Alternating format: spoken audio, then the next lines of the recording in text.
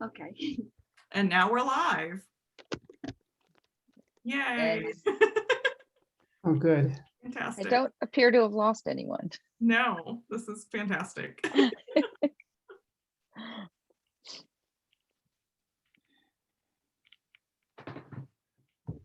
And so we'll just give everyone a couple minutes to join. We've got some attendees joining now, so that's great.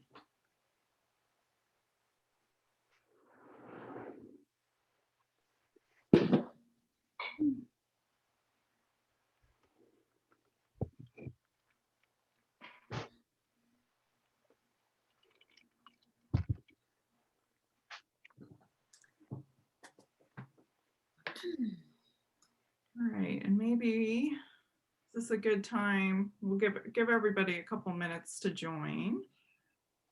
Get started.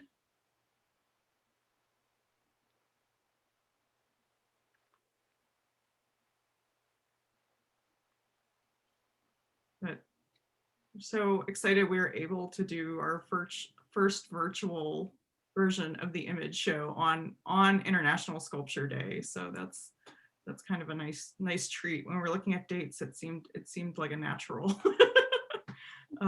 So while we do not get to actually be at the Center for Hellenic Studies and in all its beauty, we at least are able to do it in partnership with them again this year for IS Day.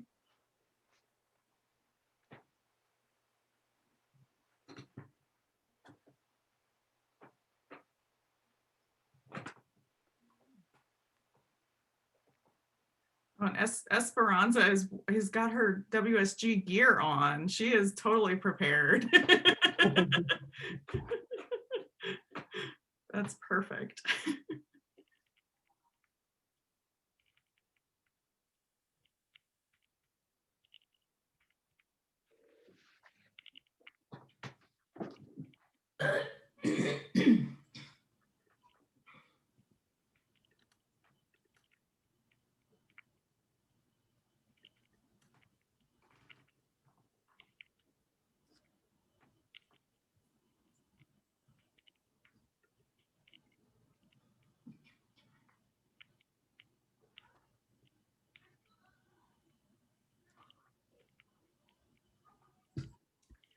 Yeah, that's a good question. I think it probably now is a good time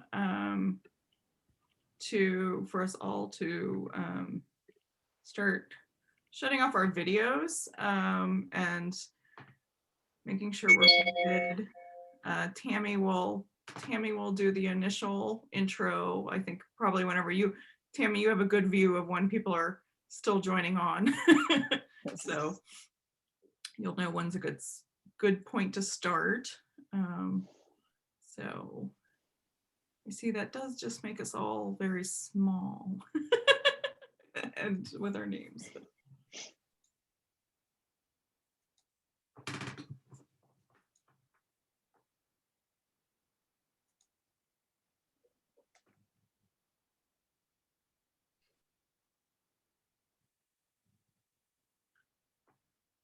I'm off. So come here. This is on here now. Do I have to do this or do I leave that alone? Tammy, can you make Judith and I co-hosts and Steve as well? So we can Yes. help with muting and stuff.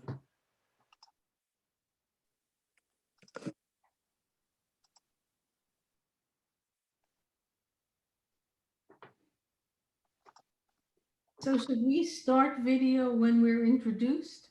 Yes.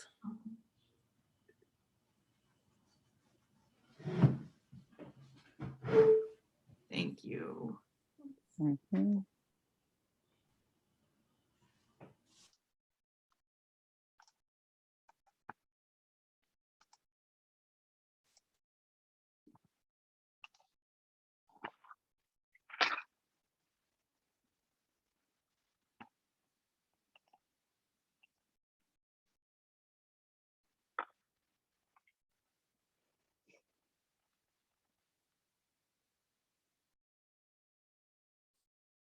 Well, I think we can all get started now. Hi, everyone. I'm Tammy Taylor.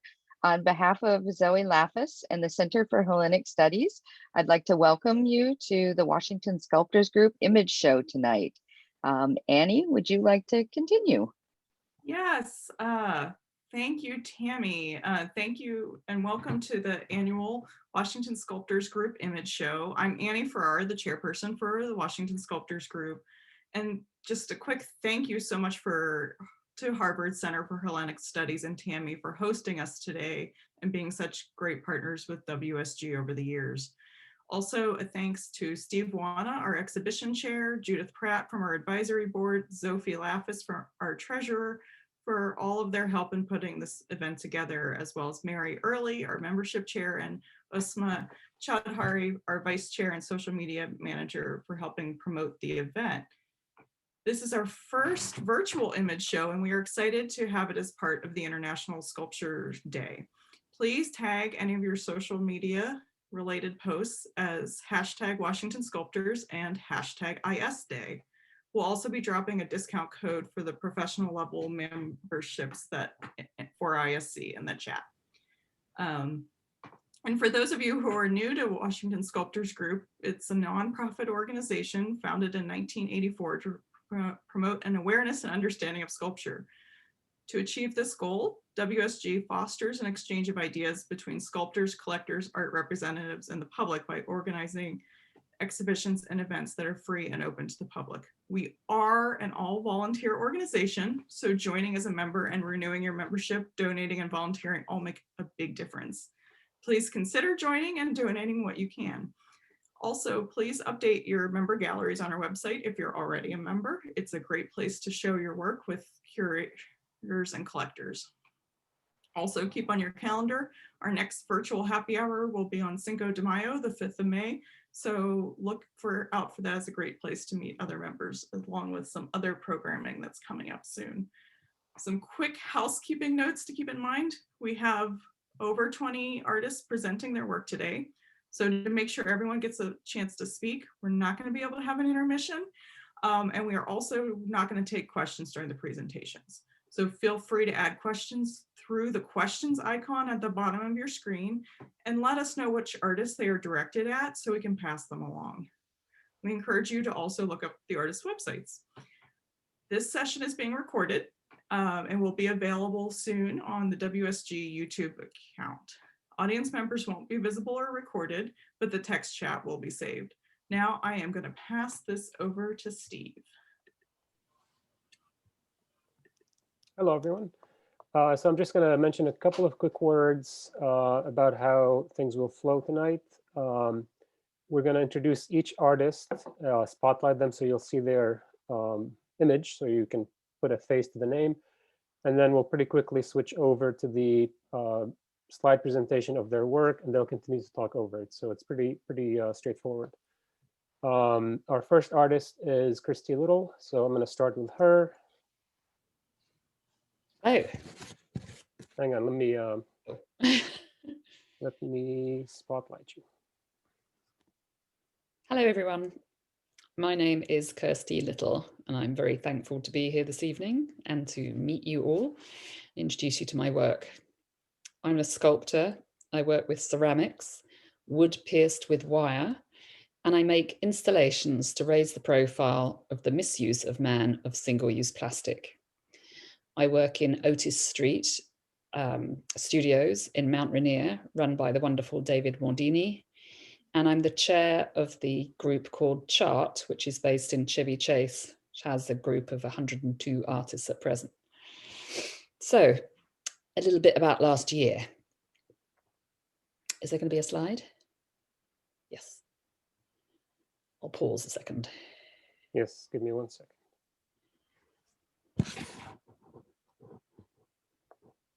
Can everyone see this? Yes. Yes. Oh, they're not in the same order that, anyway, whatever. 2020 was the weirdest year of my life. I don't know what it was like for you. From the frantic rush of my first solo show to the gradual repression of life that I and everybody had understood, my world became vacuum packed. I struggled to initially make sculpture, sliding into greeting card making to connect with friends and family. Months passed and finally I picked up my drill and began to make work again. My latest works try to represent a sense of hopeful joy for the future after a feeling of dark despair for myself and my friends. The piece you see here is Hope. Sorry, it's not in the order that I was told, so I'm a bit confused, but anyway. Working with wood and wire settles me into a rhythm, and I repeat endless gestures. I pierce the wood, I cut the wire, I dip it in molten wax, I force it into my drilled holes, and I repeat hundreds of times. Next. This piece is called Research. I'm honored that it will be displayed at the Phillips Museum in July. Patterns and shapes evolve from the repetition of my actions. Decisions taken almost without conscious thought. Each work gradually consolidates into becoming a whole sculpture. They echo with the energy of the wire, somehow reminiscent of a mini tsunami vibrating in our midst, rustling us up out of today's mental slump to hopefully aspire to a greater world beyond this one. Next slide. I realize more clearly in this recent spate of sculpture how it relates to my physical training I used to do whilst I was in the circus. I was always a bit confused between my mad circus world and this sort of small, intricate handwork. But I realized within circus, when I was training, I would do the same controlled, endless repetition of actions until a seamless choreography came out of it and an act was performed. The same thing happens within my sculpture. Energy is invisible yet surrounds us. I aim to try and capture this live feeling in my work and transform it into a tangible matter. This piece is called Squirt and it's on found wood. This slide is called Verdance. I was in Montgomery College doing a weaving course a few years ago, which I was struggling with. And our teacher said that weaving was considered back in the historical times to be women's work. This somehow jarred with me, the endless actions and painful, cramped physical shapes from which women worldwide produced wonderful, beautiful woven cloth for everyday, unapplauded functions. Around the same time, the Me Too movement surged, and with it, my feeling of wanting to support the movement as an artist. So I chose to weave in stiff steel wire, typically considered a masculine form, manipulating it into tapestries, demonstrating how we, as women today, still have to work as hard as ever to get equality in the world.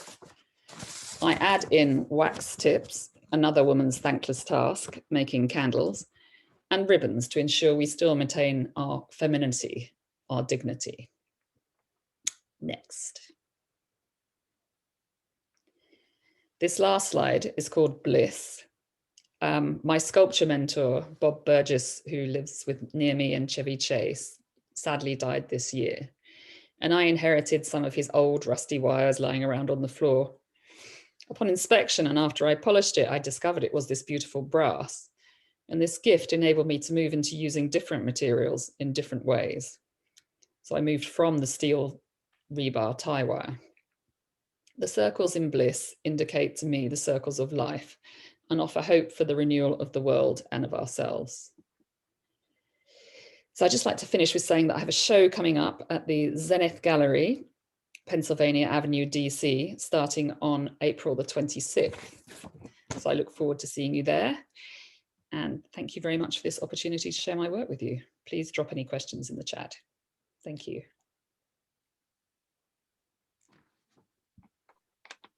Okay, thank you, Christy. Our next artist is Iris, and I am going to spotlight Iris. And Iris, if you can turn your video on and unmute yourself. Good evening, everyone, and thank you so much to the Washington Sculptor Group and the Harvard Center for Hellenic Studies for making this all possible. The 5 works I will present focus on 2 areas of my art practice, social and environmental issues, and the development and use of human mark making, the latter being the basis for human communication using words, lines, and shapes. First slide, please. This first work, entitled Leaving Their Mark, is part of an ongoing series of mark making entitled Glyphs. This work, made from all natural products, is a trifold, freestanding artist book with a variety of marks on both sides. These actual prehistoric Stone Age marks, about 30 to 40,000 years old, are part of or derived from just 32 common geometric marks recently discovered and cataloged, and have astonishingly been found in caves across the world. About 65% of the marks were in use at the same time, which transcended time, geography, and culture, and thus they are most likely not random, and so demonstrates a commonality across all humans. Next slide, please. This second work, called Glyphs Stela, is a maquette actually for a large structure adorned with actual Stone Age marks, representing the physical space in which the marks were made and still exist today, the walls, ceilings, and floors of caves around the world. A large-scale version of this work, I hope someday, would demonstrate the physical, intellectual, and artistic skills of those early mark makers to whom all peoples and us as artists owe so much. Next slide, please. The remaining three works focus on issues, social, cultural, environmental, and ethical, of concern today, and about which I have been moved to try to visualize in sculptural form.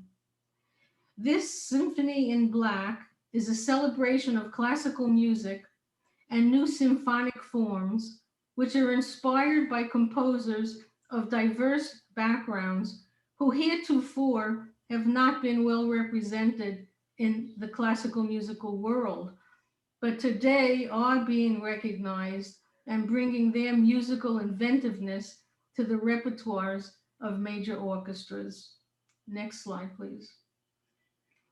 This work, Fences, addresses the continuing trend fueled by the COVID pandemic, as well as mass migration movements, of the closing of borders and the hampering, sometimes violently, of free movement of people between geographic areas and cultures. This worldwide trend, which is both physical and intellectual, has led to increasing isolation of groups from one another, with increasing fear and suspicion of, quote, the other. This work of wood uses a repetitious design to capture the growing physical and legal barriers being used to maintain separation. Next slide, please. This work, entitled Re-Education Camp, directly references the ongoing attempt of some governments to isolate and re-educate certain cultural, ethnic, and religious groups by any means necessary to bring them into conformity with the acceptable and prevailing norms, customs, religions, and philosophies of those in power. Most notably has been the forced re-education of Uyghurs in China. This work of wire, ping pong balls, and wood references the attempt to eliminate individual and group differences. The wire represents the forces, not always very visible, but there nonetheless, to force and maintain conformity, while the re-educators themselves hide the problems in their own preferred society, here visualized in the growing crack at the base of the sculpture. The use of ping pong balls associated with the ping pong diplomacy of the so-called Open China movement captures the irony of that diplomatic history given the continuing attempt to hide the oppression of the Uyghur people. Thank you. Great, thank you, Iris. Our next artist is KyungCho, and let me just find her. There she is.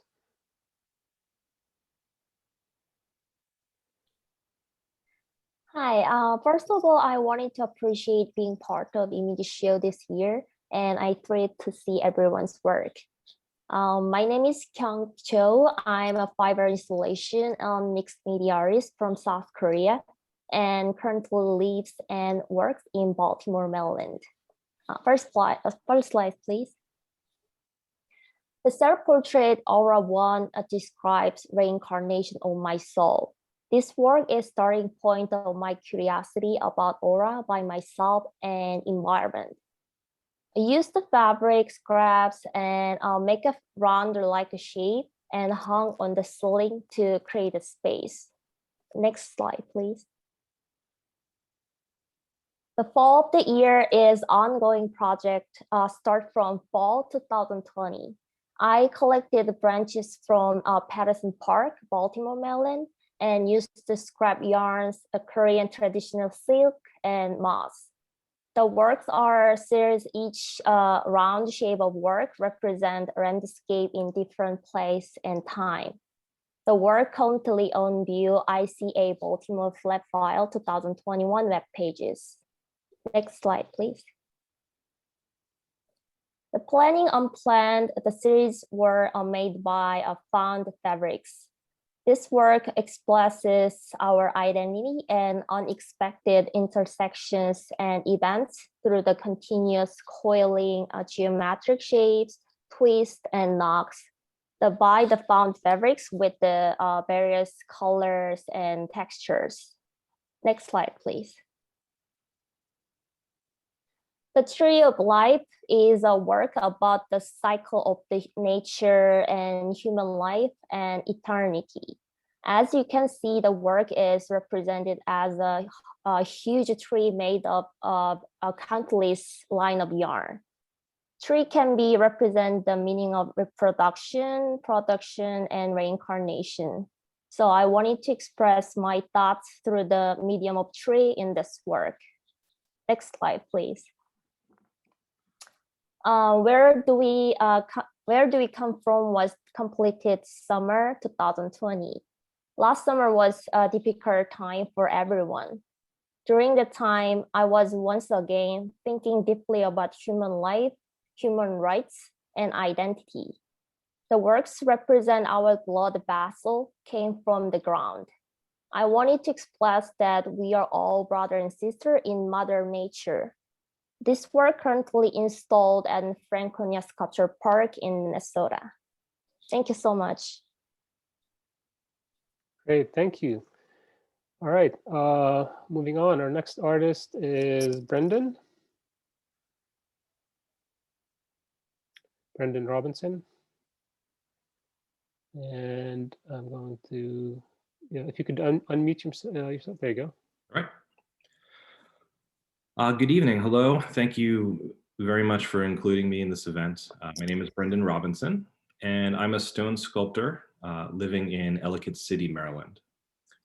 I started sculpting in 2016, so just 5 years ago, and really learned the technique, the direct stone sculpture process from another Washington Sculptors group member, Nizette Brennan, who runs the Stone Sculpture Studio at Glen Echo Park. And I work out of my home and then down at Glen Echo in the summers. So over the last 5 years, I've made about 30 sculptures, and about half of those being made in the last 2 years. So really just starting to emerge. During that time, I've been trying to learn this really challenging craft, but also been experimenting with different styles, while kind of simultaneously trying to establish my own visual vocabulary and figure out what I want to convey through my work. So the first piece here is called Aberrant. In my first works, I started with the simple iconography of the bean. which to me represents a potential for growth, for redirection, and transformation. Aberrant means diverging from the norm, which at times can feel bad, but I think, diverging from the norm is mostly good. If you go to the next slide. The next two sculptures are my bolt series. And if a bean represents the beginning of life, bolts represent the end. Bolting occurs in vegetables when temperature changes at the end of the season. And there'll be a sudden spurt of growth and going to seeds. And it's a desperate stretch for survival and reproduction when death is imminent. And these are obviously very abstract and a bit of a loose interpretation of a vegetable green. But my process is really to look at lots of photos of the vegetable greens bolting and find the shapes that intrigue me, and then create the sculpture in a very improvisational way based on memory. Next slide. So this is another bolt. Bolting, it's desperate change, but it's also thinking beyond the self. And I'm continuously intrigued by examples of adaptation in nature. And I think of them as a guide for all of us. How can we adapt to change ourselves, to stem the tide of climate change? And I'm working on a third sculpture in this series, but also moving on to some new concepts that I want to share. So the next slide, this is popsicle. So more recently, I've begun to explore the contrast between the permanence and temporary by carving temporary and disposable objects in stone. And here's certainly the most temporary of objects, which is a melting popsicle. And it was very fun to try and make something as soft as melting ice cream in a substance like marble, and to capture the oozing viscosity of a not quite yet liquid substance. Next slide. So this is the first in my new series of work that I'm calling Disposables. And here we have a marble spork in plastic wrap. And if you're like me, you've been ordering too much takeout during the pandemic.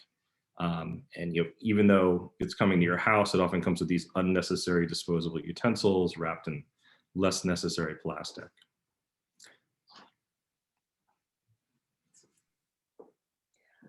So is that time, or can I? You can speak some more. Sorry, I clicked the wrong thing. Go ahead.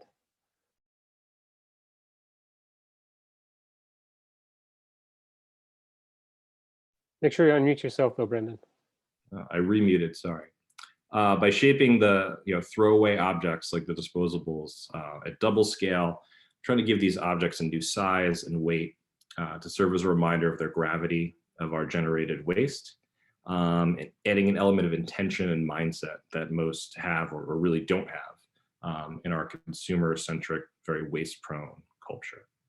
So thanks again. I do have, we're doing shout outs. I do have a solo show coming up online at Fusion Art, and excited to see all the other sculptors here, and thank you very much for including me. Great, thank you, Brendan. All right, our next artist is Esperanza Alzona. So let me find her. Hi. Again, I'm thankful that I have this opportunity to participate. I've not been able to in the past because I usually have a competition. I'm a competitive fencer, and my background actually is as a professional dancer, choreographer, and I recently turned to sculpture in, a few years ago. As a dancer, I'm used to employing the language of the human body as a means of creative expression. And in sculpture, I often use aspects and parts of the human anatomy to convey my ideas in physical form. And I work primarily in metal because it renders a certain weight and material presence that I find particularly engaging. And that physicality and three-dimensional visual aspect that comes from being a dancer are what attract me to this medium. So my first work here is called Opposing Views. It's one head looking intently and resolutely in two completely opposite directions, representing inner conflict. The head, which is the governing mechanism of consciousness and how an individual body thinks and physically functions, is trying to cope with opposing views, this dichotomy within itself.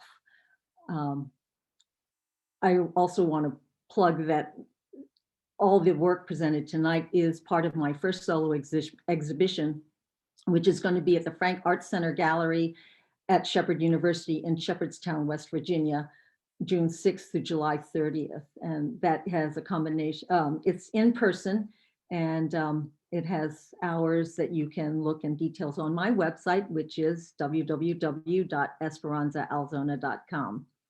The next piece, Time to Reflect, and it's reflecting me. Gazing into the mirror, we encounter the face of our own inevitable end, represented by the cast iron skull face, the ticking clock, and that's real clockwork in there. It's a reminder of the measured time that we have in this life. And as it ticks away, we must contemplate what we will do with the time we have left beyond the present moment that is reflected in the mirror.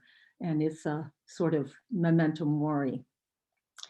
The next work, Nevertheless She Persisted, is a pair of bare feet, as you can see, plunging through the wall, representing the naked strength and determination of the female spirit penetrating the barriers placed upon us by society. And I was really pleased this was included in the exhibition She, An Expression of Womanhood last year, which was the year of the woman. And that was at Anne Marie Sculpture Garden. And I was happy to be part of that exhibit and that this work was included. The next work is called Isolation. And this was one I did last year while we were in isolation.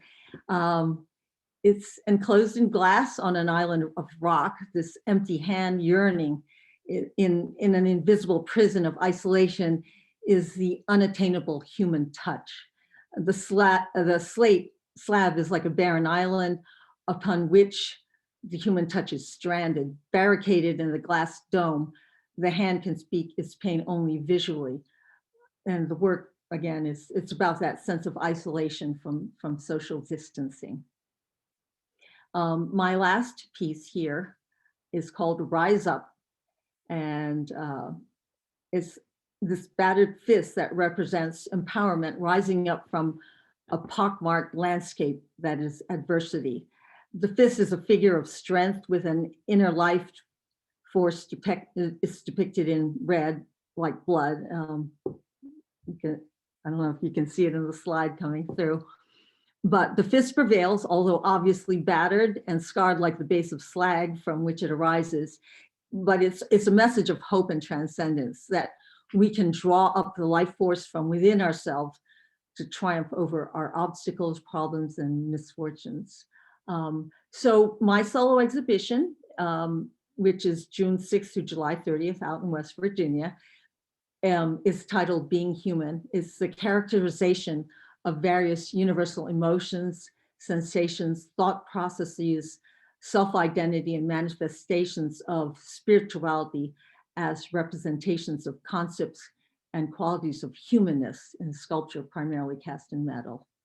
And if you can come out, great. Great, thank you. Thank you, Esperanza. All right, our next artist is Kanika. So let me quickly find her. There we are. And Kanika, if you can unmute yourself and turn your video on so I can spotlight you. Yeah. Oh.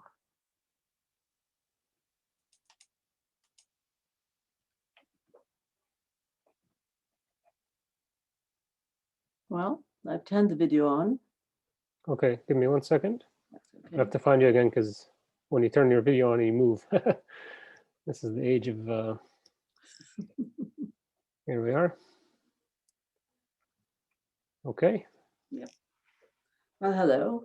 Thank you for this. My name is Kanika Sarkar, and in brief, I use in my ceramic hand-built pieces layers of words and calligraphy as imagery. They may be legible, illegible, or asemic, but they can be read in many ways. Alluding to books, many of my forms are shaped with angles, spines, and clasps of book covers, as in the first three images. So the first image, please. This piece and the following are based on memories of Hindu temples with inner sanctums accessible to very few. They were sparked, these pieces, by photographs of millions of Indian women standing in line across 400 miles to protest the limitations to their rights of entry into temples.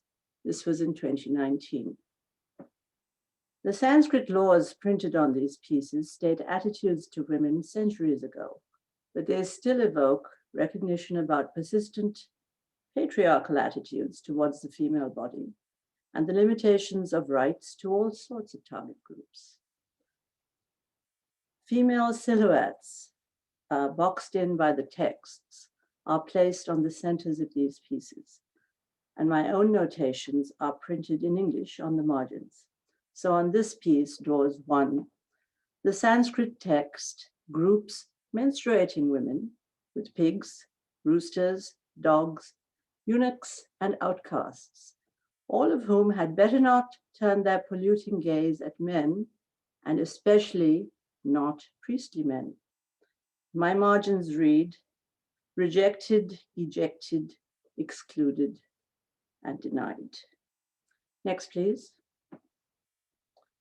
This is Doors 3, and on it, the text says, men must make their women dependent on them day and night and keep them under control because women are far too attached to sensory objects. Therefore, her father guards her in childhood, her husband guards her in youth, and her sons guard her in old age. A woman is not worthy of independence. My marginal notes read dependence, independence, attachment, control, and insatiable lust. Next, please. Also in 2019, I saw the drawings made by the children in the cages on the borders of this country and read, and I'm still reading, the news coverage. This piece, Gateway, again refers to exclusion or denial of entrance. The desolate Buddhist texts of the Four Noble Truths surround altered prints of caged bodies. Next, please. My last two pieces are small feminine forms alluding to dance as an avenue to bodily autonomy and freedom. Printed on them are poems by Rumi, who uses dance as both belief and metaphor for every state of the mystical experience as the body frees itself and the soul melts into the universe. This is Red Dancer 1, and on it, Rumi says, a secret turning in us makes the universe turn. Head unaware of feet, and feet head. Neither cares, they keep turning. And last, please. This is Rumi, Striped Dancer, and his quote is, close the ears on your head that listen mostly to lies and cynical jokes. There are other things to see and hear. Music, dance, a brilliant city inside your soul. Thank you very much. Wonderful, thank you. All right, our next artist is Betty Ann. And again, if you can unmute yourself and start your video. Kendall, could you turn that off? Hi. I'm, no. Yeah, go for it. Okay, I'm Betty Ann Kundra, and I'd like to thank the Washington Sculptors Guild group, for giving me this opportunity to share my work. I'm a Christian artist from Laurel, Maryland. I enjoy working with paper mache clay. I get a lot of my ideas from art, from sculpture, and from my relationship with God. God gives me images in my mind of a lot of the work that I make. I'm I'm ready for the first one. Okay. This is I Watch Over You While You Sleep. God inspired me to make this for a dear friend of mine. As she was talking to me, God gave me Psalm 124:4, which says, "Indeed, he who watches over Israel neither sleeps nor slumbers." At the same time, God gave me an impression of my friend Ada sleeping while God was holding her and watching over her. I made this for my friend. Next. This is Dancing for Jesus. The figure is made with paper clay. The hand of Jesus is made with paper mache clay. The base and background are wood, and I painted everything with acrylic paints.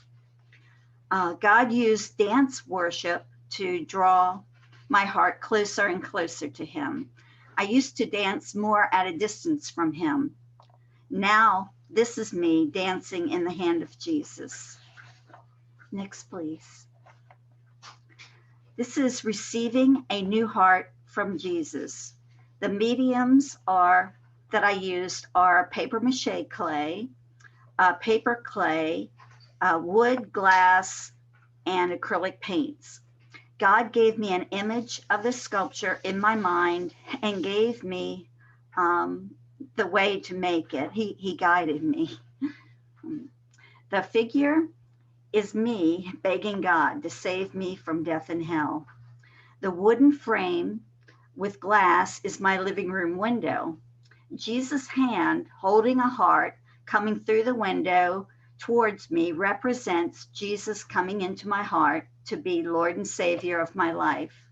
The figure is painted at the top in white, and it gets darker as you go to the bottom. This represents God's way of changing a Christian gradually to be more and more like his son, Jesus. This is a lifetime process. I thought I was a Christian raised in church and was taught to love God, and I was taught to love God and Jesus. I'm sorry, I'm a little nervous. But anyway, I thought I was a Christian because of these things. So I thought I would go to heaven one day. But I was wrong. I didn't have what I needed to go to heaven. I didn't have Jesus in my heart. No one ever told me that I needed to commit my life to Jesus Christ for Jesus to live in my heart. So on the morning of March 4th, 1994, I almost died. In ignorance, I had opened the door to the dark spiritual realm, and a demon was in me. I could not feel my emotions. I got on my knees and I begged God to not let me die and go to hell. God spoke to me. He asked me if I was afraid, and I told him yes. I'd never been more afraid in all of my life. Then God said, "Say I commit my life to Jesus Christ." So I said, "I commit my life to Jesus Christ." That's when Jesus saved my life forever. This is the most important piece I've ever made, and it's probably the most important piece I'll ever make.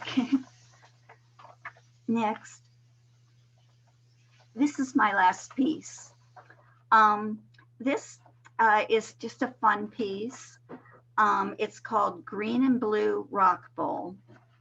This is a bowl made out of paper mache clay.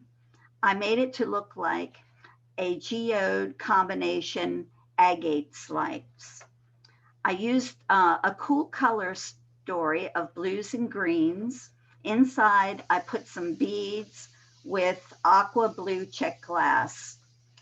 I just had fun with the colors and putting the beads inside the bowl to look like crystals. Thank you so much for letting me share my art with you. Okay, great. Thank you. All right, our next artist is Tatiana. And again, if you can unmute yourself and turn your video on. where the thing is on the left. Did I unmute? No. Yes, you're unmuted. I am? Yes. All right, Okay. go ahead. So I did, Tom. I did. I Thank have you. an assistant here, technology. You kept seeing my picture because I was afraid I wouldn't be able to do it. I am a sculptor and have been a sculptor for many years. And I used to work in clay. And then now I do primarily wood. But by the same token, with the lockdown and so on, and I have a studio at the Torpedo Factory, I have used my wood mold. Well, that's wrong. I've used a mold from a wood sculpture that I made. It's actually now in the possession of Maryland University Permanent Collection. I have that mold though. It can become bronze. I don't have the money. But I discovered using paper as a challenge. And so it's very fragile, but it's also very strong. And I feel that that's sort of, and my forms are primarily more feminine, very linear. So let's go to the slide directly. This is the first slide, and it's pretty clear, but you can see how fragmented the pieces are. I don't know what I'm pointing at, but this is cast paper. Now, casting it from a mold, being narrow in some parts, it torqued, and therefore to put the back to the front wasn't easy. But I managed to do it. It didn't look too good, but I used that part as a core support to experiment how to do the casting of paper in segments and layer it on the form. And basically, I liked it a lot because it really speaks to today's time again, as many of us doing, in terms of being totally fragmented and deconstructed. I then used a foam product. Where do I have it? Yeah. I don't know if you can want to see it, but basically it's this stuff. I know some of you people have used it. I used it, and this is one of the dense capillaries and so on. Originally as an adhesive for the paper sculpture to adhere to the wooden base. But I also used it as an internal support by putting the sculpture horizontal and poofing this foam stuff into the sculpture to give it a more core support. And I also was hoping that some would come out. Never having used it before, I didn't know how much it expands. It dried, so eventually I set it up straight. The next morning I came in and I discovered that most of it had oozed out to the bottom through the feed. But I liked it. You can see a bubble on the bottom on the left. And in the back, it looks even better. And it expanded the 1 foot and expanded the skirt area. And then the layering of the paper in segments is totally really like deconstructed. Next slide, please. You can see that here's a detail. By the neck, it looks like a high collar, but basically I cast the front of the face separately, the back of the head separately, the body in 2 pieces separately. And then I put the head together and stuck it into the body. Next slide, please. Here's on the bottom where I have several layers of paper, which I cast and then put on top of each other. And you can see some of the foam coming out on the bottom. It's not the greatest of slides, but through these cracks, this is where I put in some of the foam that comes with a special little stick, like a straw that you poof in. I like the effect. The sculptures, the face, the general expression is very introspective, but then the fact that it's deconstructed is what affected me so apropos for our times.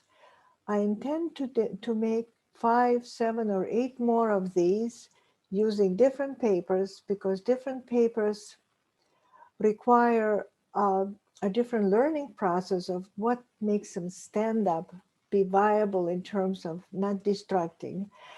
And therefore, your creativity is interpreted differently and your form becomes a total different language from the very same mold. Next slide. This is African Obechi wood. It's a soft wood.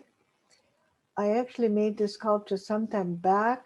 It's been reconfigured several times because I decided to burnish it with a torch. Being laminated and a soft wood, the seams came apart. Not big enough for me to shove more wood in and reshape it. So I continued to sand it and form it, and it's getting smaller and narrower all the time. And in the process, because I gave it all. I didn't try to save it. I wanted to see what it would become. And basically, again, it's introspection, but with a little bit of an amusement. She's got a little bit of a smile, so there's hope. Next slide, please. This piece, for me, was quite unusual. I was taking a run along the Potomac River, high tide, a lot of debris, which I like. And this was bobbing in the water, and I literally saw a foot. And for a split second, I had the emotion that it was a human foot because of all the newspapers carried the tremendous trauma of refugee people not making it to shore. It was only a split second, but it was a heartbeat. So I got the wood. It's a hardwood. It's probably Chinese walnut, black walnut. I cleaned it up. I did very little. It had the toes. It did not have toenails. And I shaped the outer left and the right a little bit to make it more like a foot-like.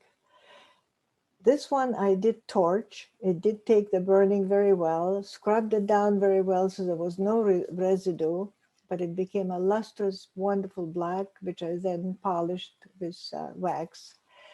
I used a rebar to attach it to the base, which I also burnished with a torch and waxed. I think that wood probably is hickory. And that is called crossing the border, because in my mind, the agony of the foot, you can see the pain and the destruction, apropos to our times. That's it. Thank you. Great, thank you very much. All right, our next artist is Carol Morgan. And again, if you could start your video and unmute yourself, Carol. Oh. I unmuted.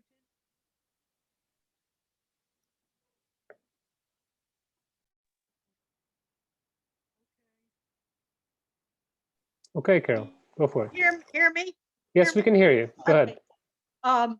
Please show the first one. I'm an artist and a writer. I work, I draw, I paint, I sculpt, I do all kinds of things. I'm now working on a book with my drawings and accompanying poems, but I'm just featuring sculpture here. Thank you for the opportunity. This figure is called Defiance. It is made from a drawing I made of a woman, which I abstracted her form from. The model was a saucy, arrogant lady who gave off a I don't give a damn attitude. I like that attitude. I tried to capture that attitude in the drawing and later in the sculpture. And as I molded the sculpture out of clay, the clay sunk heavily on top of the legs, as clay always does. But I decided that I liked that. Even though the stomach was somewhat predominant, I decided that it strengthened her stance as a defiant lady. She is proud and haughty. I molded the face using pictures of ancient Nigerian copper busts that I had seen. I wanted her to look both queenly and exotic, and I mounted her on zebra wood. Please show the next one. This is a piece I did, the only clothed figure I've ever done. This is a farm labor contractor.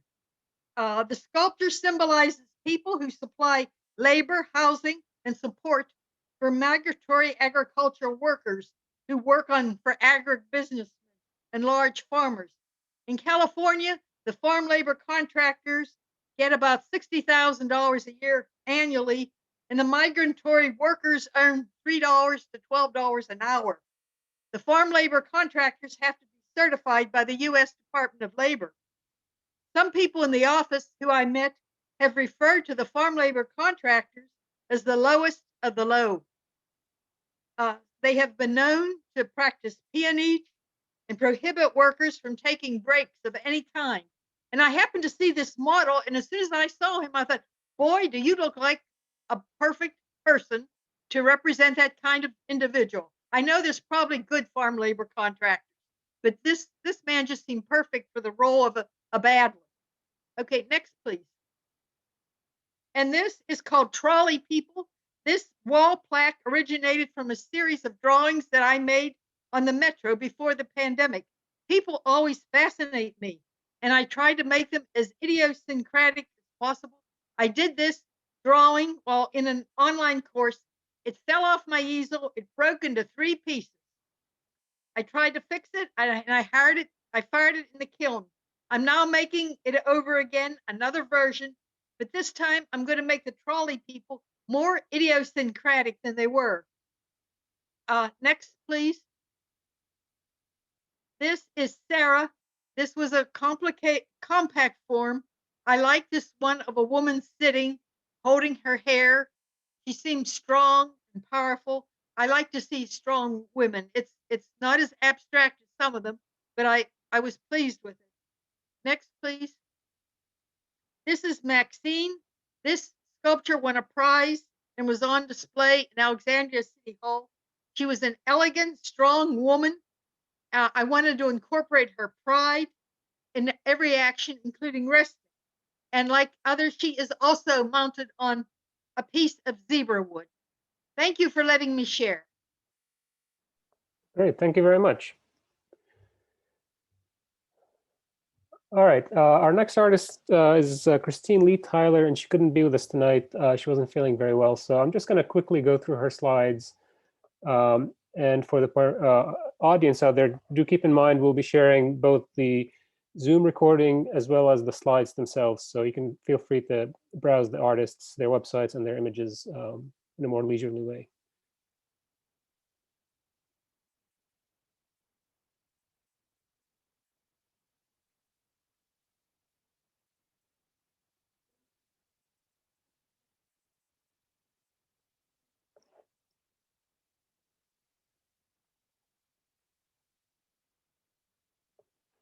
Okay, our following artist is Ritter. So again, could you unmute yourself and turn your video on, please? Yep.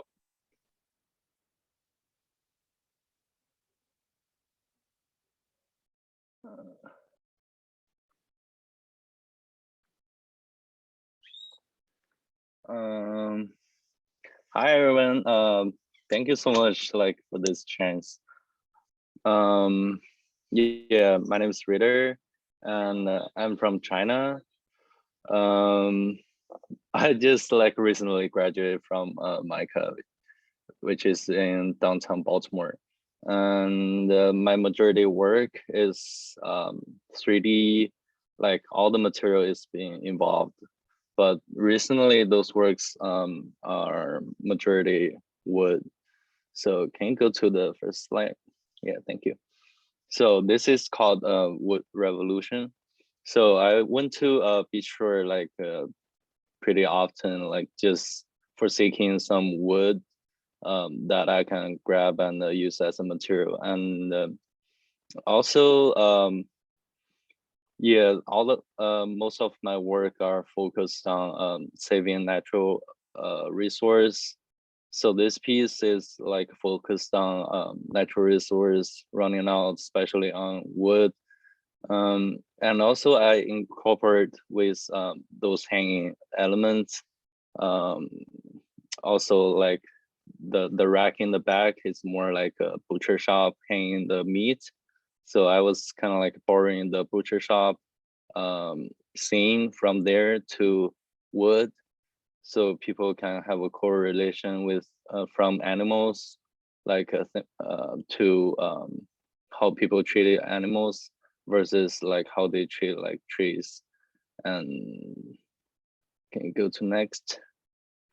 Yeah, and here's the detail shot. Yeah, I think we can do. Thank you. And this is called the toilet scene, because yeah, the inspiration is pretty like just casual. Like one day I went to a restroom and seeing all the toilet paper flying here and there, and I think like, well, that's not good. And like I came up with this idea, like I want to make a raw paper roll and hang those on the wall. And next, please. And this is called meditation. So I went to beach for like just chilling and seeking for the material I'm gonna use for my sculpture, and I found like pretty odd looking piece of driftwood, and I cooperated that together, and you can see it's pretty like a heart shape. Can you go to the next one?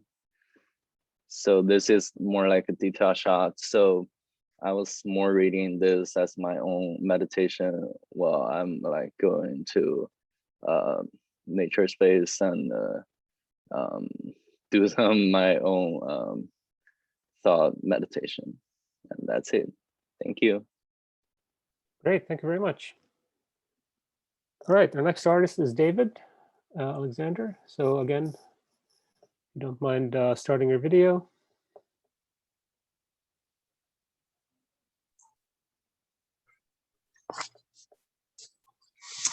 Welcome, and thank you for coming to the Washington Sculptors Group Image Show. First, I want to thank and express my appreciation to all those who volunteered to make this event possible. I'm very grateful to be part of this year's show. My name is David Alexander. I'm a Washington, DC based figurative painter and sculptor. I'm a new member of the Washington Sculptors Group, and I'm new to working with the DC arts community. Before living in the DC area, I lived and worked in Los Angeles. My work is heavily influenced by my experience in tech and as an information architect. Also as a business owner and through my meditation practice. My painting process is extremely intuitive. I create an environment that allows for improvisation and innovation, yet I ground each piece with a compositional framework and pattern. First slide, please. The artwork I'm showing today is from a series called Le Petit Allegories. Each work focuses on portraying a single figurative allegory. That is, each character represents an abstract idea or experience to convey a broader message about present day issues or events. When painting this series, I use the same intuitive process that I currently use. I do not stop painting until the artwork is completely to my complete satisfaction. Otherwise, it's destroyed or restarted. The first work I'm presenting is called Cloud Collector. This is about the human instinct to collect and cling onto the intangible. Personified here, you see a figure incapable of holding onto a cloud as it drips through its hand. This work is a 20 by 16 by 9 inch sculptural relief, also known as trompe-l'oeil. My work is greatly influenced by Japanese artists Kuniyoshi and Hokusai, the masters of the floating world. Next slide, please. The image you are seeing now is called Monk. This work is the personification of mindfulness and meditation. This work was significantly influenced by my daily meditation practice. Next slide, please. Cleaning Up. This painting is about global and environmental pollution. In this work, you see a figure is in a hazmat suit trying to clean up nuclear waste. Next slide, please. The next painting is called Tree Picker. This work depicts the catastrophe of global deforestation. In this work, a figure is holding and carrying away a tree. Next slide. The last work I'm presenting is called Finding Fire. The work is based on the myth of Prometheus, the Greek god of fire. In the story, Prometheus defies the gods by stealing fire and giving it to humanity. When I first joined Washington Sculptors Group, somebody asked me, how do I know when my paintings are finished? After thinking on this for a while, I was struck by a series of questions that I now ask myself about each work. 1, is the work transformational? 2, does the work function as part of a larger ecosystem? 3, how does the work affect that system? If the answer to these questions is yes, I consider the work successful. That said, the simple answer to the question is this: I know when the work is done, and I know when I've ruined it, so it's somewhere in between. Thank you so much for your attention this evening, and thank you to the Washington Sculptors Group. My art can be found on the web at enoarts.com and on Instagram at enoartsinc, and through the Washington Sculptors Group website. Please feel free to contact me with any inquiries or questions, and have a wonderful evening. Thank you. Great, thank you, David. All right, our next artist is James Mellows. So James, could you start your video and your audio, please?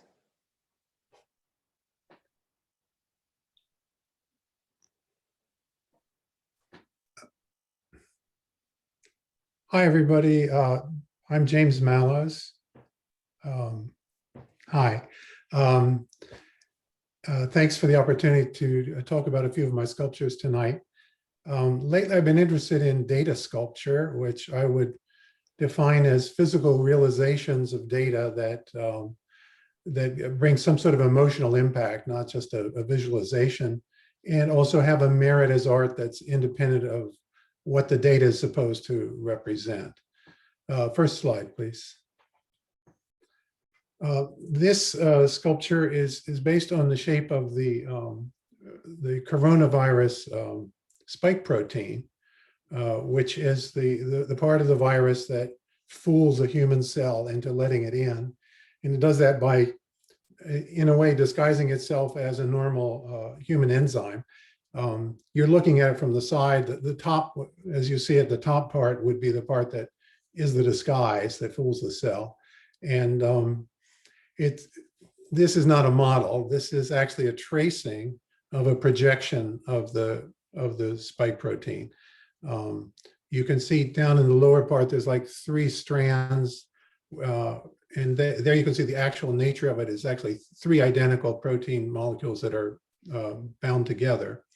I had been interested in 3D printing just before COVID, and as it came on us, I realized I wouldn't be able to get downtown to where machines were. The 3D printers were at the Reeves Center downtown, and I bought a little handheld. They call them 3D pens. It's basically the hot part of a 3D printer. You supply all the movements and so on, and the control of the extruder. And what a difference it is, because when you 3D print, there's this feeling that you're not making art because it has this hand of the robot in it. And it's, I'm sure you can make art with a 3D printer, but for me, it seemed very hard. You go to a 3D pen and everything is very handmade, and it's full of accidents like a Pollock painting.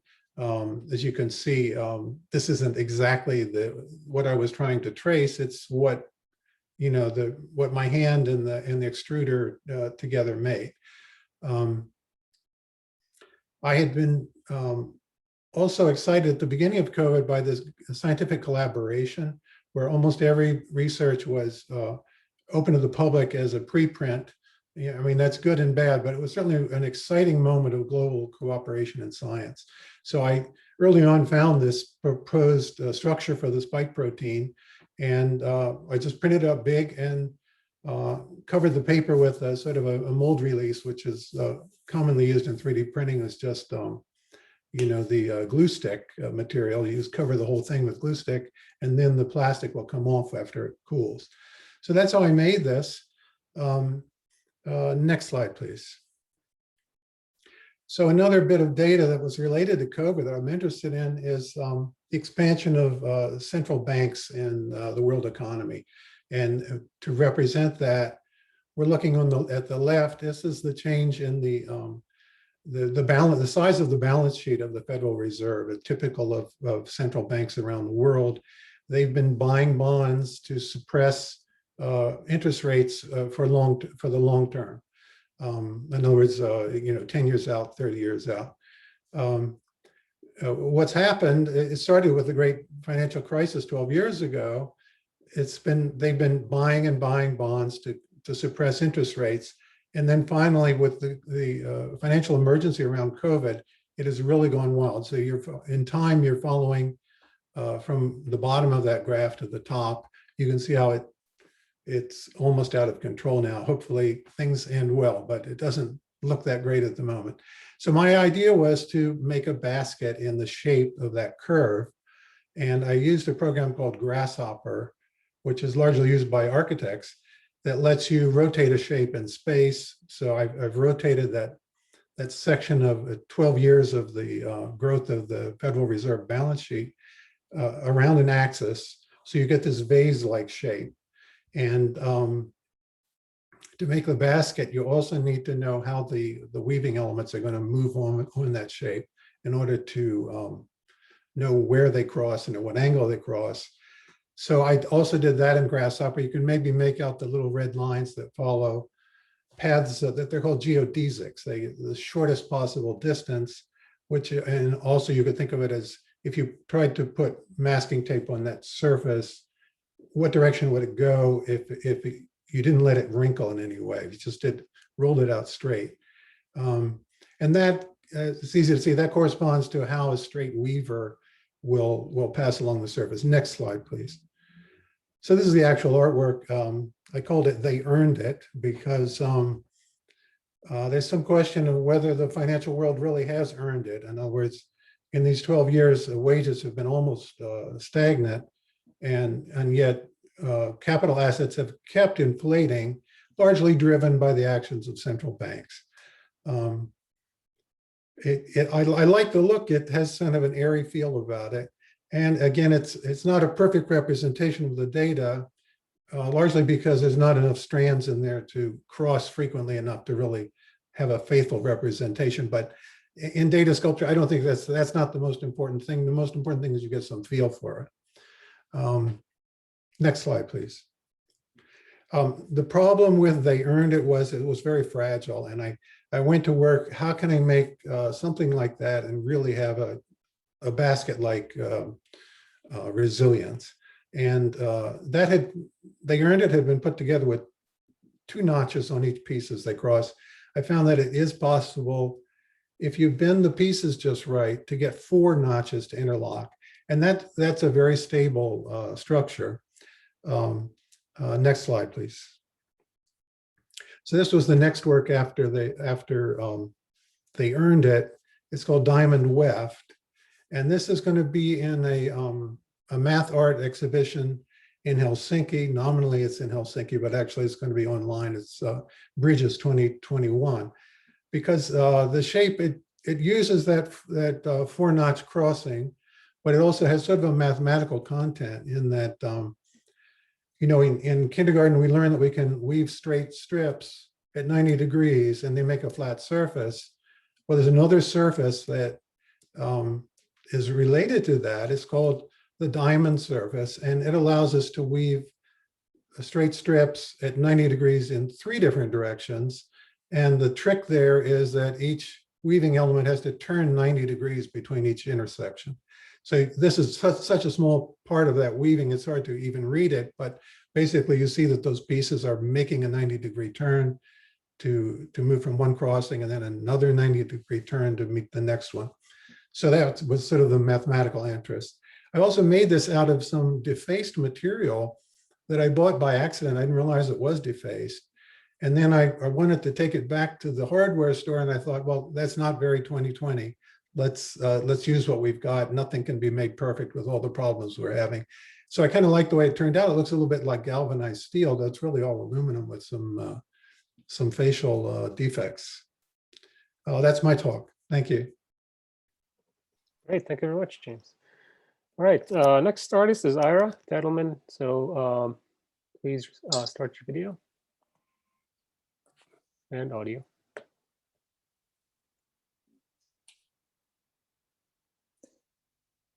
Good evening. My name's Ira Tattleman, and thanks everyone for showing up tonight. If you have any questions or want to talk further about anything I'm showing, you can reach me through email, Instagram, Facebook, and so on. All right, first slide, please. So today I want to talk about being a multidisciplinary artist. So oftentimes I create sculpture, which I show as is, but then I am always interested in incorporating either this sculpture or the materials into other pieces. So today, those other works or pieces are videos. This first piece I'm showing was entitled Photosynthesis. It was created for last summer's Artina show at the Sandy Spring Museum. And then once the show was ready for deinstallation, I knew I wanted to create a video using the piece. The subject matter was similar, but the intention was different. Here, it's a rather quiet window showing what's going on under the ground. And when I wanted to create a video, I wanted to make it a little bit more action-oriented and a little bit more pretentious. So we can watch it now. Next. Okay, give me a second. We actually have to switch because it does not play through Google Slides. So I have to switch. No worries. The piece is called But Underneath, and it runs for a minute in length.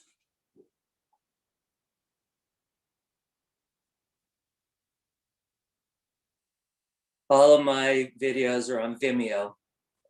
So certainly in the last year with COVID and the pandemic and lockdown, I was making videos mostly in my backyard as a way to sort of deal with the isolation I was feeling, and then using the video also to get me out of my my backyard.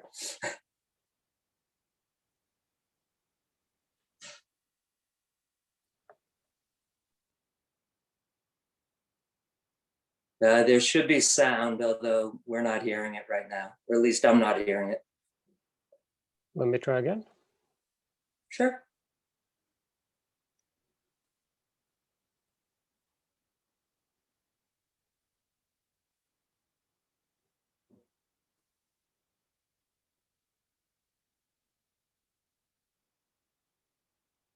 Anyway, if for whatever reason the sound's not working, we can watch it in the. There you go.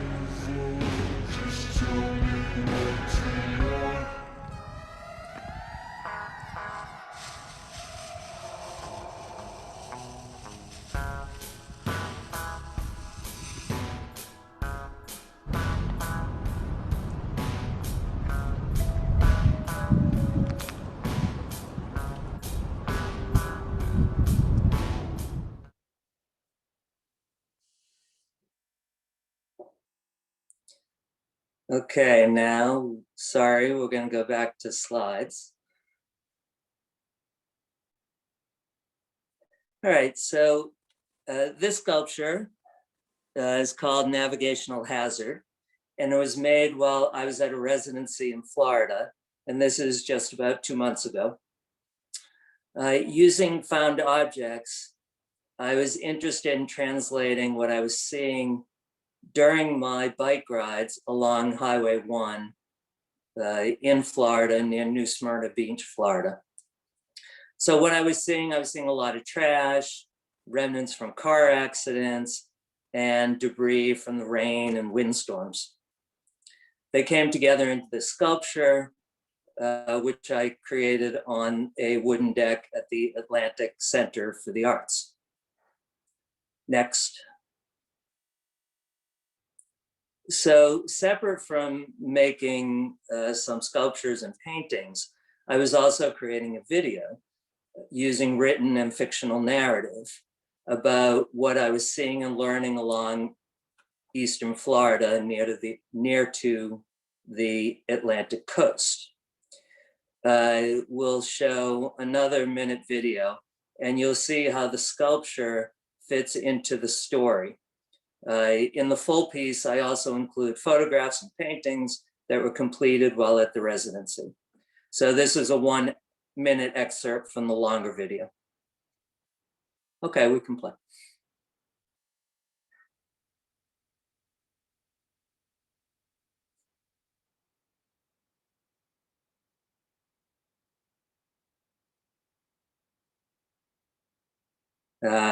Okay.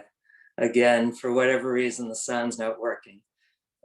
So you can't hear the narrative. Let me try again, Ira, because I think it's, I have to like stop and start each time. Got it. Okay. Sorry for the difficulty.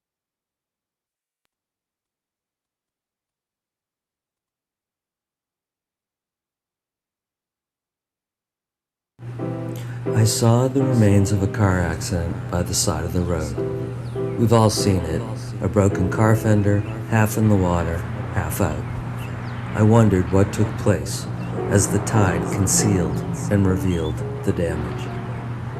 I too hid away when I felt damaged, knowing things are wrong but without the self-reliance or voice to make it right, or the strength to find others who might be able to.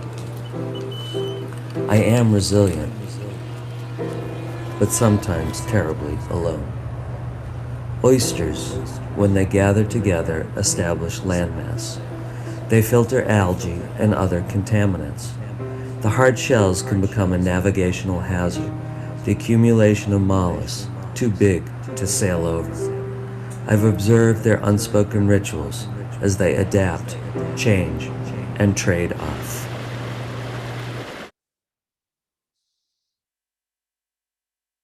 And there we go. Thank you everyone for watching. Great, thank you. All right, our next artist is Garth. So Garth, could you start your video and audio, please? Yes. All right. Hello, and thank you to the Washington Sculptors Group and the Harvard Center for Hellenic Studies for this opportunity. I'm Garth Fry. I'm currently an artist based in San Francisco, California. Really honored to be here and share the stage with so many amazing artists. Happy International Sculptors Day. And we can go into the slides. The images I've selected are shared from a series of work I've been developing since 2015. I often work with excavated materials and found objects from various locations. My most regularly used material is reclaimed wood. This salvaged material creates an intriguing, mysterious, and alluring material because its history is unknown. The marred and discovered or discolored surfaces found throughout this repurposed material, again, possesses an alluring quality. They reflect a previous life and display a record of time. Next slide. My extensive manipulation of this material is intended to reveal the gaps between technological process and the timeless quality of the handmade. These pieces are created through repetitious handmade processes. My methods exemplify labor-intensive practices and embody aspects of physical endurance. These efforts are paramount to my practice and are used to instill action within the work to preserve performance in time and space. My investigations explore my relationships to material, the temperament of meditation through process, and the generation of language through creative residue. Next slide.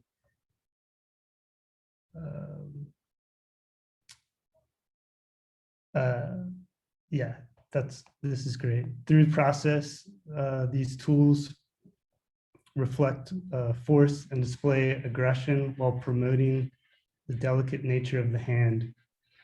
This extensive, we're just looking at the crafted edges of the work and the delicate process of the handmade. Next slide. The dovetails reveal a structure and a sensibility, a coming together while the fractured edges invoke a brokenness or loss. Regardless of these breaks displayed, these structures are still able to withstand the forces of gravity. And thank you guys so much for this opportunity and look forward to working with you guys again. Great, thank you, Garth. All right, our next artist is Liz. Oh, and I lost my... Hello, everyone. Thank you for this opportunity and happy International Sculpture Day. Okay.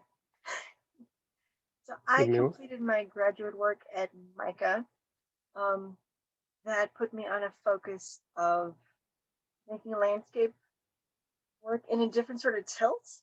I recreate domestic spaces, interactive settings.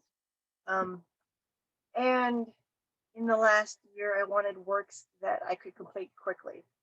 I was sick of my studio having paintings that lasted an entire year of effort. And so I wanted to make works that were faster, as well as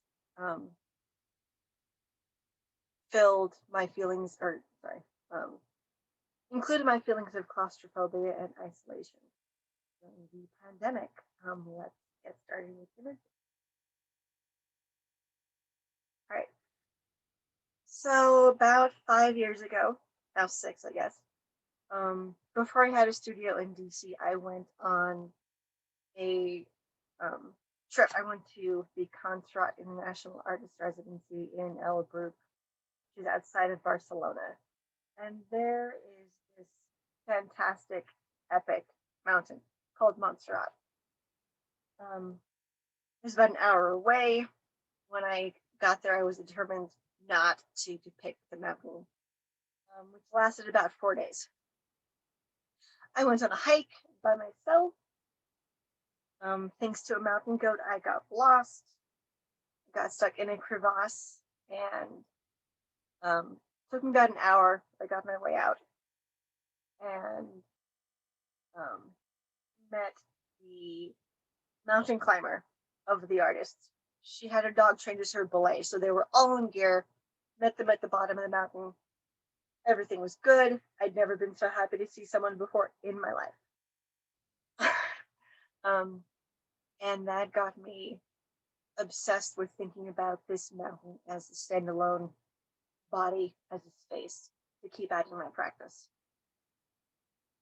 With the pandemic, I also started talking to my mother more about the things we did not talk about my childhood and her abusive relationships. I wanted to do something that honored her stories, while also gave her the strength of a mountainscape. So I started doing these paintings on panel, where there's a lot of skin tones and a lot of natural earth colors, as well as a lot of bruises in the shadows. I've never been really one to use black in shadows. Thank you for being Californian and listening to Walt Disney when I was a kid, wherein shadows are supposed to be purple. But here, the shadows are shades of purple, but they are stand-ins for bruises on the figure. Go ahead and check out the next one. Cool. So with each piece, I have a different cropping. It's a different rock face, different side of the mountain. And sometimes each peak looks more like a figure or a face, and sometimes they don't, and they just are, sorry, the cat is yelling at me. Sometimes it's more about the color blocking and shadows then imposing an idea of, oh, look, that's a face. And I really like that combination. As this series, there are over 30 of them so far, and I've put them all on wood panel, in part because also at the start of the pandemic, I broke my wrist. So I didn't want to stretch a canvas anytime soon. But also I've noticed that when a landscape is depicted, the viewer can really easily get distracted and absorbed by the cloudscape. And I didn't want there to be a cloudscape to distract the viewer from the mountains. Go ahead and check the next one, please. And this is one of the earlier ones, also one of my favorite days. And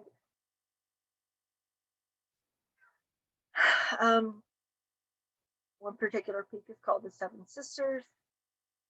This was a faster one. It usually take me about a week of studio time to do. This one was a few days. And the graining on the panel for this one really helped reinforce the outline of the mountain. All right, next one. Okay, cool. Sorry, my cat is very meowing. Apologies. Okay, sorry. So at the start of this year, I had finished a year-long residency at Portico Studios, at which I was working on a Grand Canyon project, using my hair as a crosshatch drawing medium. And from that, I got to do this awesome palette cleanser 4-day residency up at Viz Arts. Now this is a interactive installation I've gotten to do about 5 times at this point. With the pandemic, I was not allowed to invite 60 people or more. I was allowed to invite 2 people to come help me install in this space. With that limited number and much smaller size, like than the one behind me as my little background image, I wanted to get to focus more on the shadows and keep it monochromatic. These pieces are inspired by forts and the cross-hatching line quality, and how there really isn't a way to mess up tying knots and how they build up on each other. And when the installation or the public event is over, it gets deinstalled fairly quickly. And I get to store it in a suitcase for a while. So I liked that change of scale with these. You can go ahead and check the next one. There's one more. And I really, really loved how these shadows worked with this one in particular, due to the smaller space and using just whites cotton.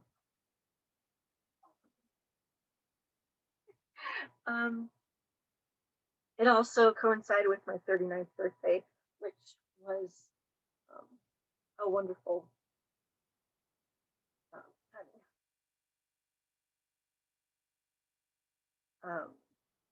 and there we go.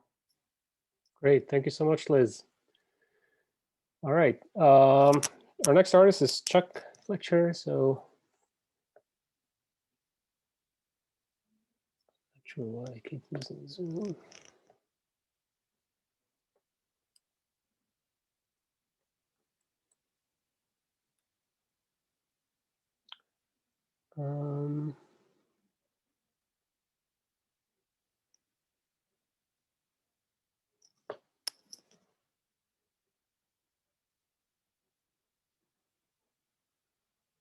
Sorry, having technical difficulty here.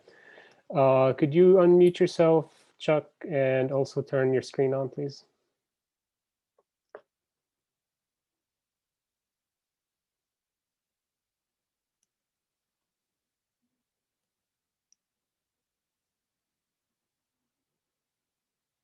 Is Chuck here?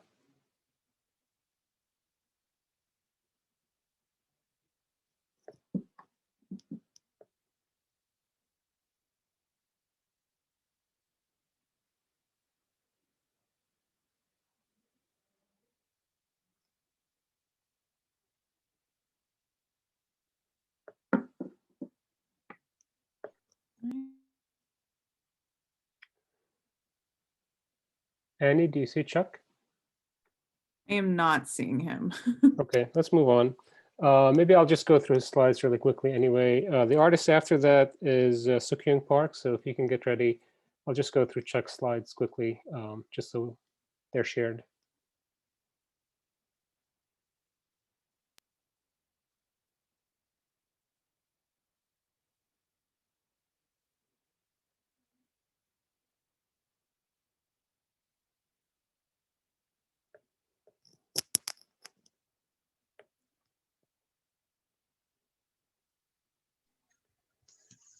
Okay. Good evening, everyone. My name is Suk-Kyung Park. I've been working on 3D decoupage by cutting paper for over 20 years in South Korea. After immigration in 2011, I started to study fine art again at UMCP. Last year, I entered the Towson University MFA program. Please, first slide. Okay. 2 years ago, I attended a group exhibition to celebrate the World Women's Day. I was considering what could express the tenderness of the woman and the strength of a mother. And I came to conclusion, it was paper. This work is also the first piece made by folded paper. For this work, to compensate for weakness of the paper, it was folded into several layers and connected to each other to express its solidity and strength. The theme was chosen as a wave and wanted to express the possibility of flowing freely in an ever-changing environment. As such, my point of view captures the moment of nature and expresses these emotions in color and form. Next, please. Yes, the interlocking lines suggest the contour of wave, expressing the intensity of water. The blue color indicates a strong will, a challenging spirit. The yellow color indicates hope. This work contains the meaning of moving forward with hope in a world that is always changing like a wave. Next, please. Yeah, during the pandemic period, I folded nearly 10,000 papers. At first, I didn't have any special plans for what to make, but as time passed, I came to think about what is my own identity and my cultural background.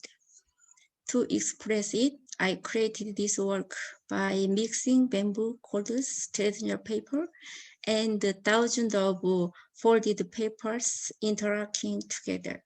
Bamboo also represents a symbol of longevity in a dynasty.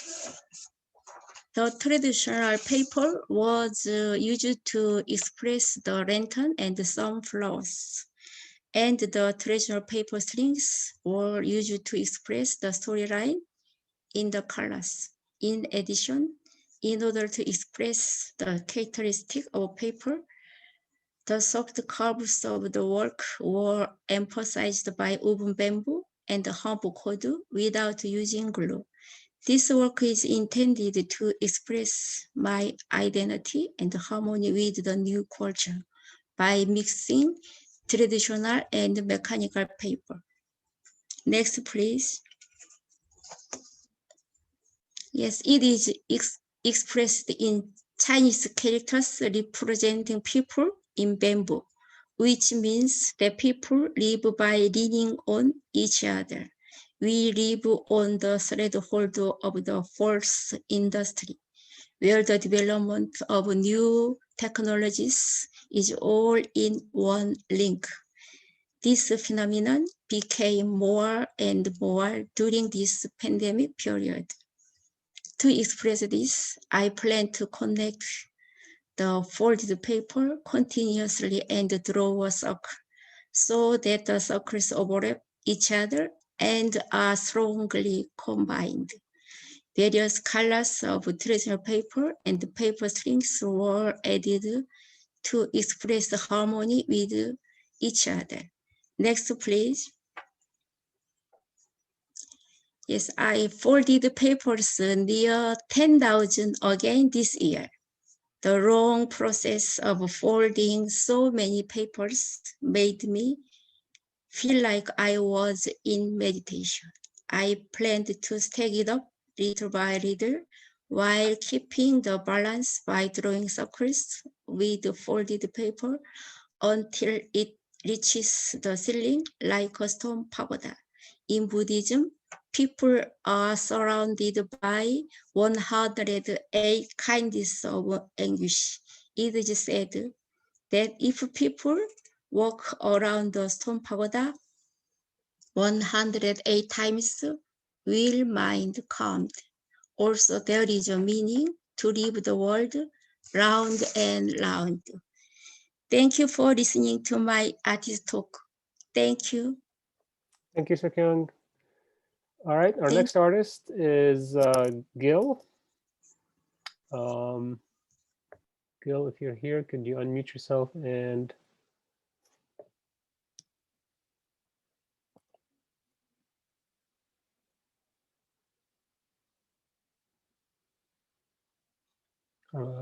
do we have Gil? I am not seeing him on the list. Okay. I will go through his slides again, and the artist after that is Ann. So we'll go right through. Well, I'll go ahead and share Gil's work pretty quickly.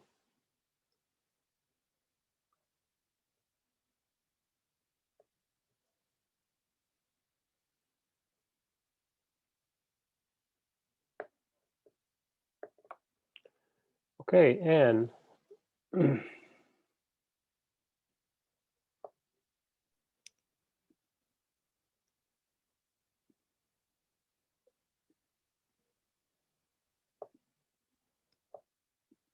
Ann has a video as well, so go ahead and talk for a little bit, Ann, and I will start your video.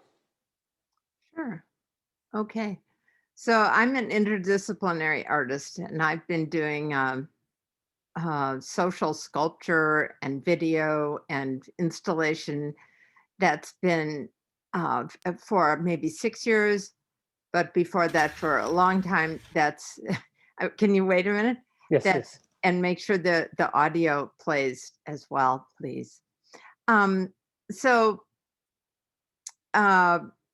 the social aspect of my work was, you know, well, isolation didn't foster that. Social distancing prevented that. And I walk as a form of exercise, but also as meditation.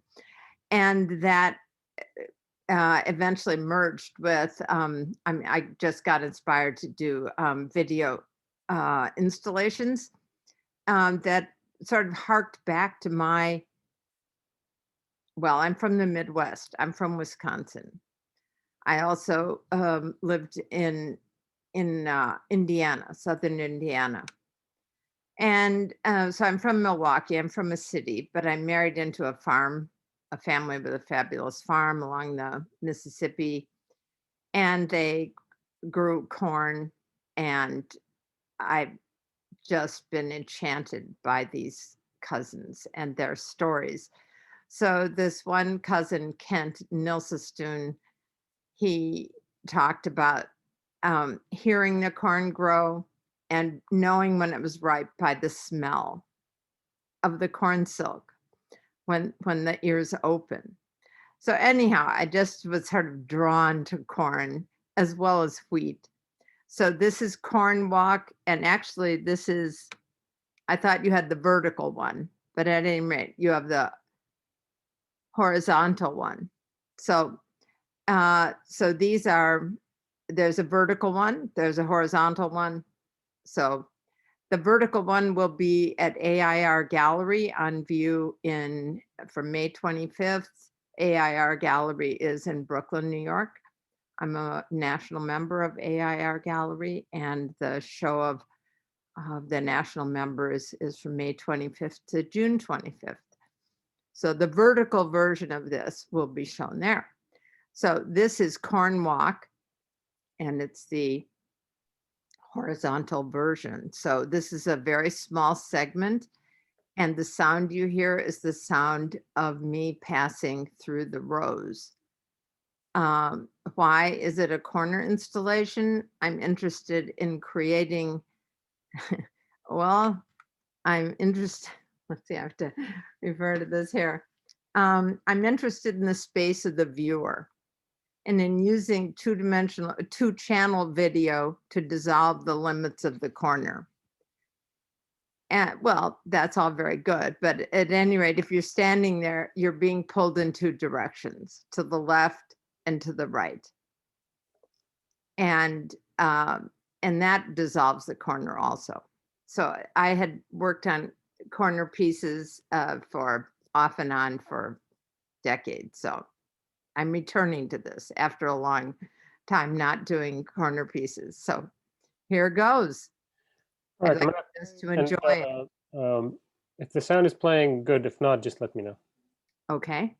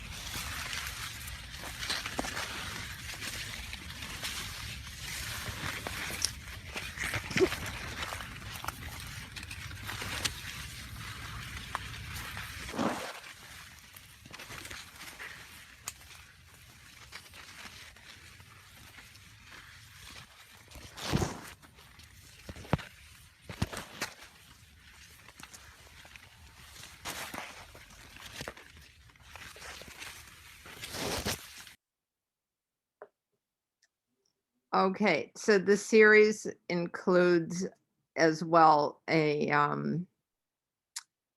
the deer compass is a piece that's also horizontal, and that was exhibited in Symbiotic Presence at Brentwood Arts Center last fall and winter 2021. And in that the camera, I basically was going across the rows of the ripe wheat following deer paths. The deer were harvesting the wheat. And so I'm hoping you all get to see that sometime. But in any event, so thank you so much for this opportunity. And I have done work about environmental issues. This is not that. Most of the recent work I've done in recent years has dealt with racial and ethnic profiling, and challenging that really through empathy using video installation. So thank you so much for this opportunity, and I hope you all are hanging in there. It's such a long evening. Thank you. Thank you, Ann. Thank you. All right, our next artist is Tori Cowles. So again, Tori, if you can start your video.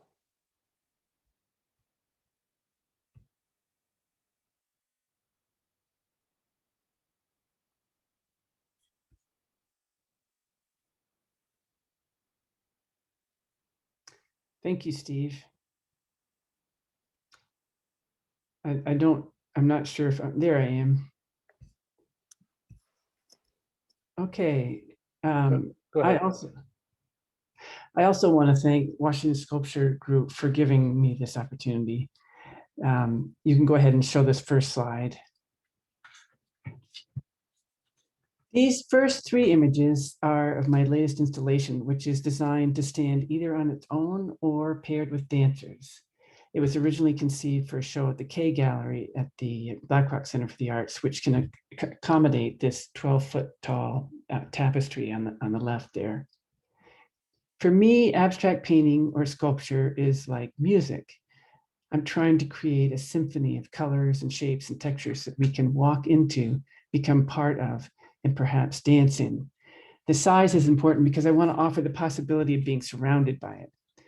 I'm definitely paying attention to movement and negative spaces. I use paper plates as palettes to mix my acrylic paint, and then I cut the plate into pieces, and here I pinned them to the wall so they make a flock of bits of color and shape that flow up and across in a wave, connecting the tapestry on the left with the hanging sculptures on the right. I like that we can walk through the hanging sculptures on the right as through a forest, inspect objects closely and set them moving. Next, please. Here, the fabric hanging from a bamboo pole in front of the tapestry is being blown from the left by a fan. So even without the dancers, the fabrics are moving and flowing to the right, similarly to, but different from the wave of bits of color on the wall and back of them that are also flowing to the right. It gives dancers endless opportunities for playing with the fabric and deepening and changing the movement within the overall composition of colors and shapes and textures. Next slide. For me, dancers bring the sculpture alive. They add literal movement. They offer their own interpretation of the installation, and their bodies and movements create a counterpoint to the materials and movements within the installation. Next slide. This installation is more subdued in color. It's mostly made up of materials from our organic farm in Frederick County, Maryland. Use corrugated roofing, chain link fencing, chicken wire, a cultivating wheel, thick copper grounding wire, pressed in ceiling tile. I respond strongly to these materials, having grown up in the country in Vermont, surrounded by dairy farms. I was always very aware as a child of how difficult it is to scratch a living from the soil.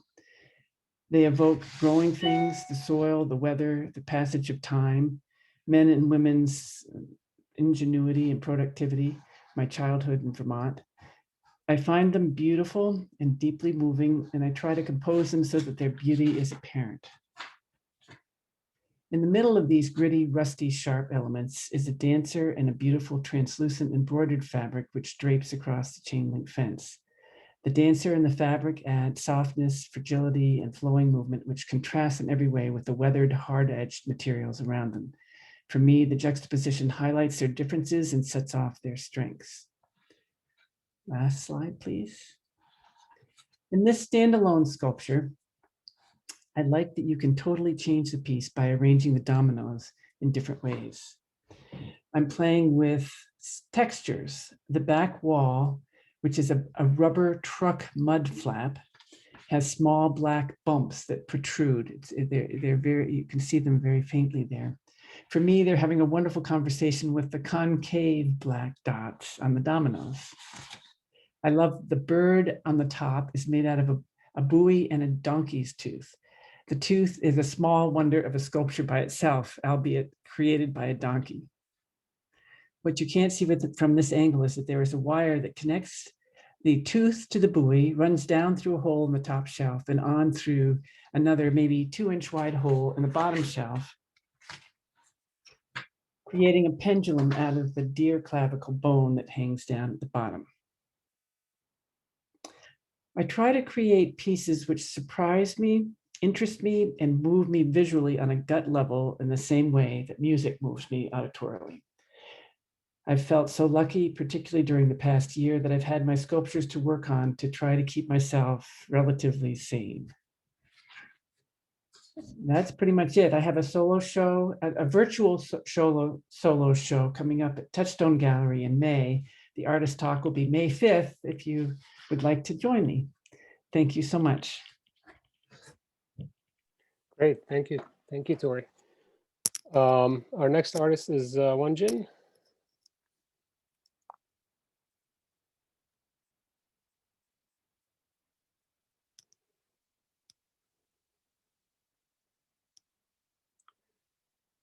Is Wonjin here?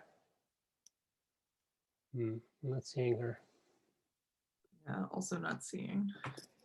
I'll go through her slides anyway, and then move on to Funsham. So let me just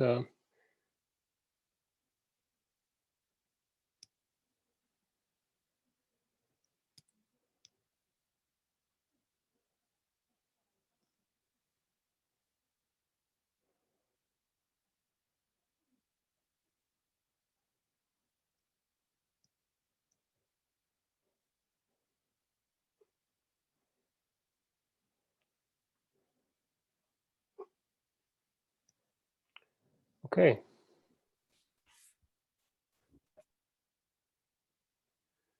So Foon, could you unmute yourself and start your video, please? I did.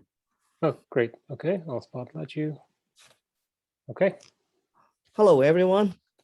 This is a very long session. I hope you all must be tired by now.